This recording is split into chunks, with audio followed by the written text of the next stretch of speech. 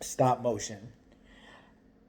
It needs to be seen. It's a really, really good movie. I don't know why it's not got a wide release. I wanted to see it in the theaters, but I couldn't because it's too far for me. So shout out to Hayden and Eric here, hooking your boy up. All right, so I could see a screener of this movie.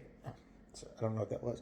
Anyway, so stop motion is a new horror animation film.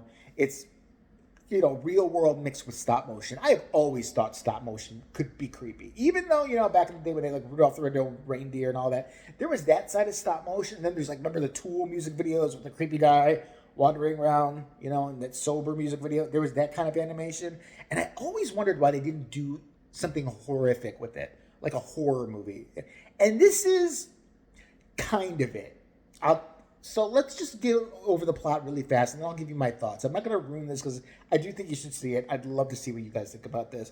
But just the overall basic plot. Basic plot is there's this young woman who lives with her overbearing mother, and they make stop motion movies together. And I guess the mother was like the pro at it and everything like that because basically she tells the daughter at one point, your only job is to basically move the head like an inch, and then I take a picture, inch, then I take a picture. Can you do that? Can you like not fuck it up? And for some weird reason, they have to dress like Vulcans when they film stop motion things. I mean, they're not on camera. I don't understand.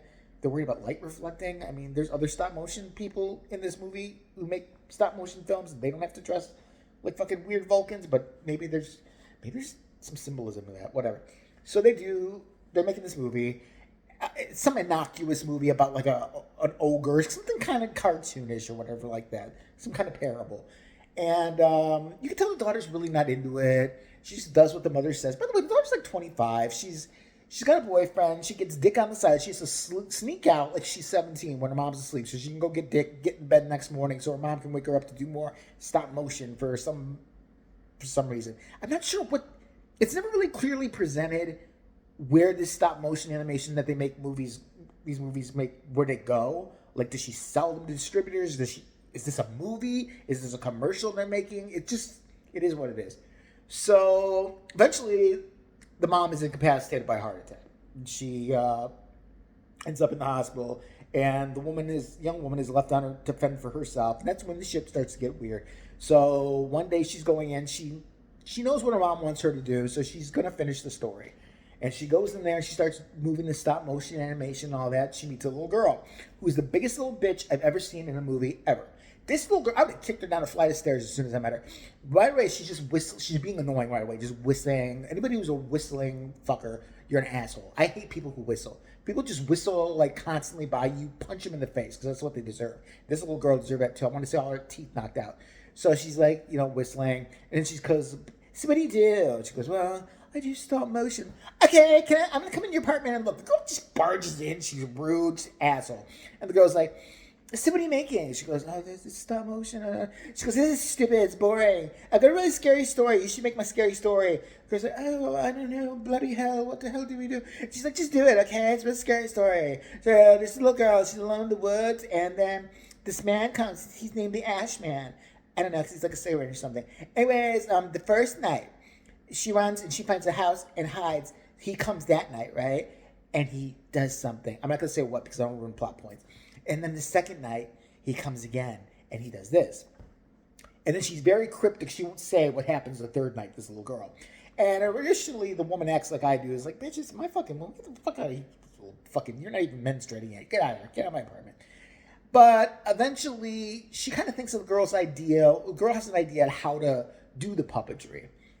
To make it look a little creepier. And she's like, yeah, you know what? This ain't that bad. So she starts making creepier figurines. And she starts doing the girl's story, like stop motioning it. And that's where it gets creepy. The stop motion in this, the creepy stop motion, is very disturbing. It's very creepy, very, like it's like a NyQuil fever-induced dream. Like you just have a bad flu. You took some of that. You might have seen Gumby or some stop-motion thing on TV. You fall asleep. You wake up in the middle of the night. It's that kind of like nightmare. Like, oh, it was creepy.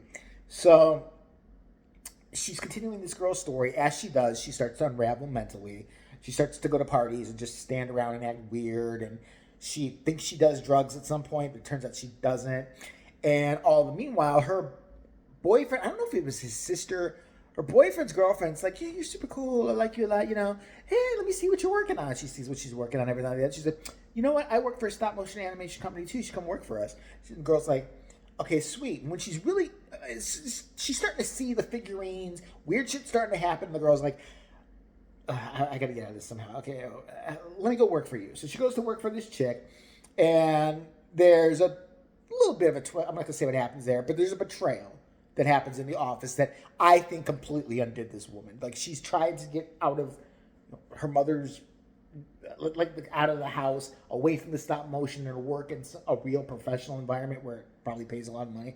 But there's like a betrayal that happens, and she just loses her shit. She loses her shit, and from then it just gets more and more disturbing. There's a scene when she's at a party, and there's a stop motion clown or whatever on the wall, and it's just it makes no cohesive sense what's really happening, but it's one of the creepiest fucking things I've ever seen in my entire life.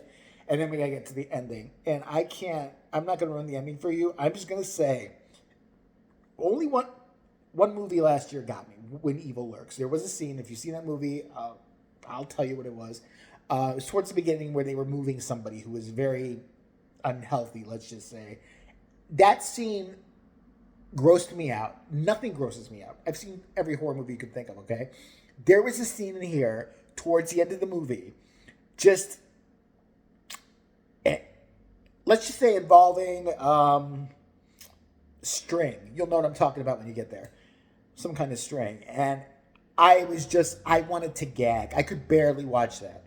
Me, who's seen every, like, I was like, oh, stop. Just fucking stop it. Stop it. Somebody please make it stop, which is a sign of a good horror film, by the way. And the ending is just batshit, balls to the wall crazy. It gets fucking, it goes from like small amounts of blood here and there as a fucking bloodbath, gore-soaked David Lynchian, Toby Hooper, Wes Craven fucking nightmare. It's gross. And I loved it. I loved every second of it. You do find out some secrets along the way. You kind of get an idea. I mean, well, you know why this woman is like this. She's been sheltered and all that stuff. But it's basically really about losing yourself and art imitating life and all that. But the stop motion was so good in this, and there is a lot more of it at the end. And I mean, it starts off slow, little slow bits they give you, like a little creepy bit here and there. And I think I could see some people complaining there's not enough of it. There's actually one guy on YouTube complaining that this could have been great. What did you want the whole movie to be like? It wouldn't have worked, I don't think. Like, if the whole movie, if they just used it as a gimmick like Gremlins, where it's just, scary stop motion people popping up every 5 seconds, it'd be Five Nights at Freddy's or some shit. It'd be boring. So that happens. And my only critique is the last 2 minutes of this film. I could have seen a million different ways for it to end. That's how I would say I knock a star off from this being like a classic. Is the last 2 minutes of this are just, it's like, again, like, I'm not a David Lynch fan. I don't like him. I don't understand why he does what he does. People give him all this credit. He's so deep. It's so meaningful. I saw that piece of shit, Mulholland Drive. Because everybody's saying how deep and meaningful, and this means that, and that means this. He leaves you to speculate for yourself. No. He's a pretentious piece of shit who writes pretentious pieces of shit because he knows dumb white people will go see it and make up their own conclusions and argue with each other about the stupid, pretentious piece of shit when he really had no plan. Yeah, sure, the blue key meant something to that one girl who hired the hitman in Mulholland Drive. Okay, I'm cashing the check. You guys keep arguing. But, yeah, it was actually really good.